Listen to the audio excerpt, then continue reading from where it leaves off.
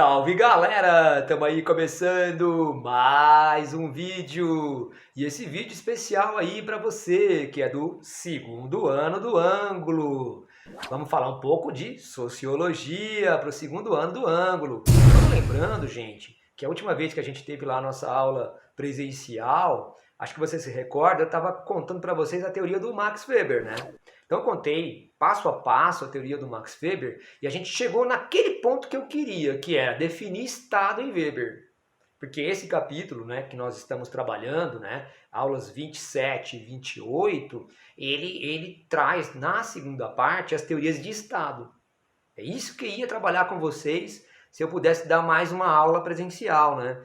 Por exemplo, eu cheguei e falei para vocês que a definição de estado em Weber, você lembra? Definição de estado em Weber era aquela instituição que possuía o monopólio do uso da força legítima.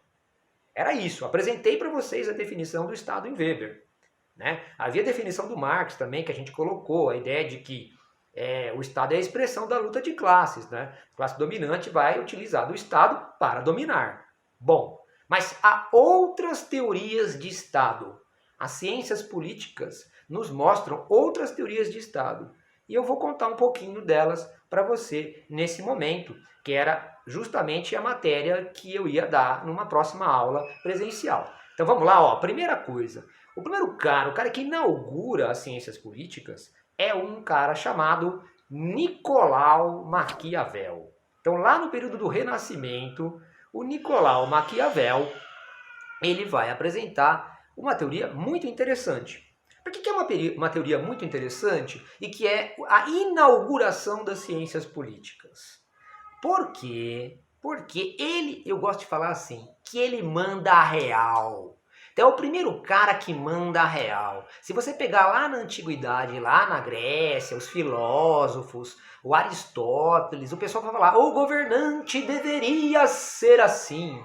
Entendeu? Ou na Idade Média, as pessoas super católicas, não, mas o governante deveria ser bom. Maquiavel, ele chega e manda a real. Ele fala assim, olha, eu estudei vários governos na história toda que tivemos.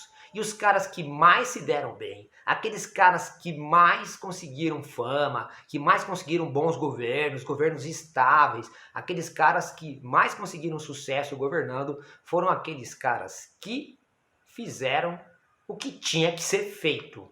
Se eles tiveram que ser mal, eles foram maus. Se eles precisaram ser bons, eles foram bons. Eles foram tendo uma moral que se ajustava às circunstâncias.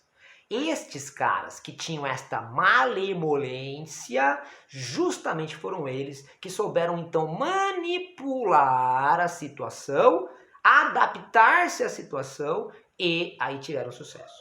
Então, o Maquiavel, olha que interessante, ele não está dizendo que você deve ser um manipulador, mas ele disse que, na real, os governos que melhor tiveram sucesso foram aqueles que, se necessário, manipularam. Então, o Maquiavel, então, ao mandar esta real, ele quebra a tradição e cria as próprias ciências políticas. Porque as ciências políticas vão passar a estudar exatamente a realidade do poder, não como ele deveria, em tese, idealmente ser. Então, o Maquiavel escreve aquele livro, né, O Príncipe. E no Príncipe, ele justamente dizia, olha, temos que conquistar o poder, né, o cara tem que conquistar o poder e manter o poder. E para fazer isso, ele deve lançar mão de qualquer atitude, né? Devido em relação às circunstâncias que vive. Né? O cara que melhor ele vai ter sucesso é aquele cara que tem virtu e fortuna. Ou seja, a pessoa que possui a habilidade de enxergar direito as coisas que estão rolando e vai aplicar isso na hora certa e na circunstância certa. Né? Virtu e fortuna. Ele vai falando, né? Ele vai dizendo assim, olha, é melhor ser amado ou temido? Então, os dois, né? Mas na impossibilidade dos dois, você prefere ser temido. Porque as pessoas só traem alguém quando sabem que este alguém gosta de você. Porque essa pessoa vai te perdoar. Então, é melhor ser temido, que as pessoas vão manter uma certa distância de você e não vão te desafiar. E com o tempo até vão gostar um pouco de você. Bom, Maquiavel, a partir dele até se cunhou a frase do senso comum, né? Que os fins justificam os meios. Né?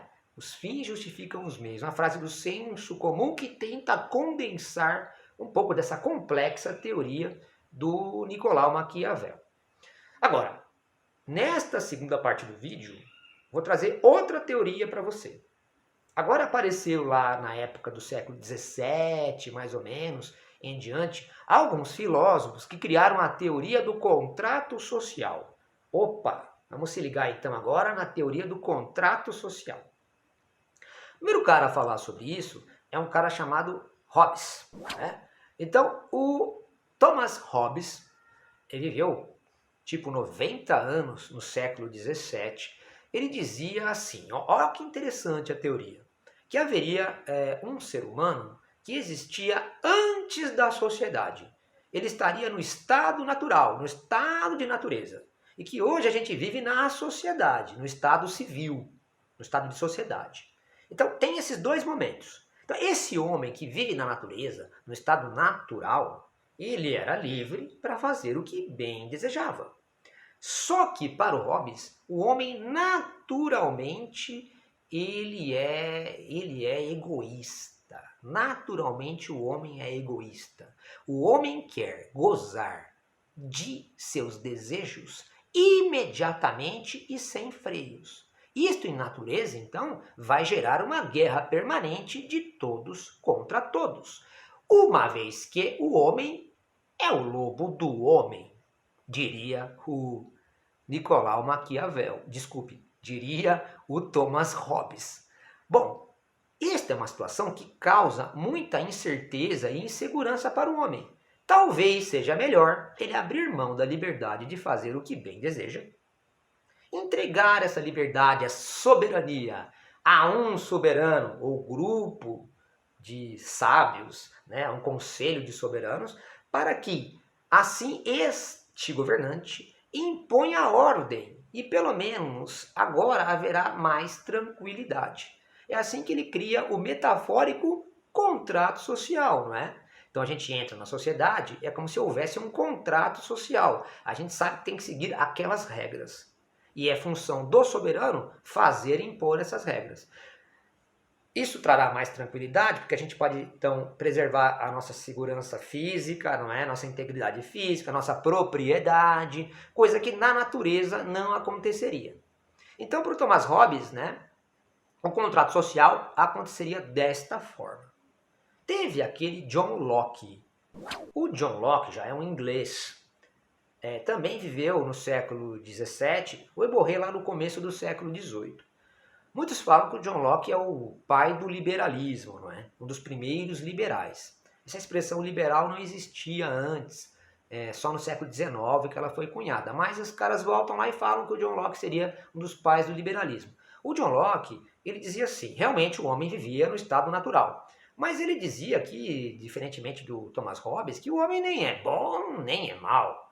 Na verdade, o homem vivia tranquilamente. Mas que foi conveniente criar a sociedade.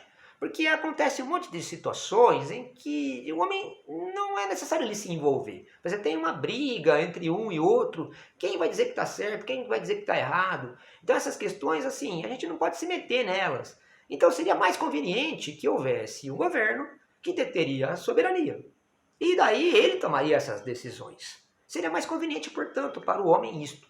Mas diria John Locke que quando o governo, esse que detém o poder, ele atenta contra os nossos direitos naturais, nosso direito a manter a nossa integridade física, a nossa propriedade, né? Na Carta de Independência dos Estados Unidos, lá do século XVIII, diz que a gente tem o direito de buscar a nossa felicidade. Né?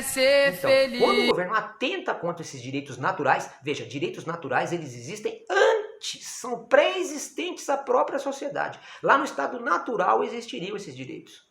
Aí o homem edificou governos. Se os governos vão contra esses direitos naturais, que são inalienáveis, a gente não pode abrir mão deles.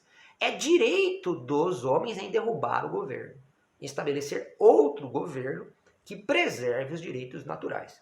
Bom, essa mais ou menos era a teoria do John Locke. É que no século XVIII apareceu um cara chamado Jean-Jacques Rousseau. O Rousseau já vem com outra ideia, que no estado natural o ser humano era ingênuo. O que tornou o ser humano egoísta, como Hobbes dizia, foi que quando apareceu uma pessoa e disse, né, cercou uma terra e disse, isto é meu. Então, esta pessoa que criou a propriedade, criou a desigualdade. E aí começou a tortura humana.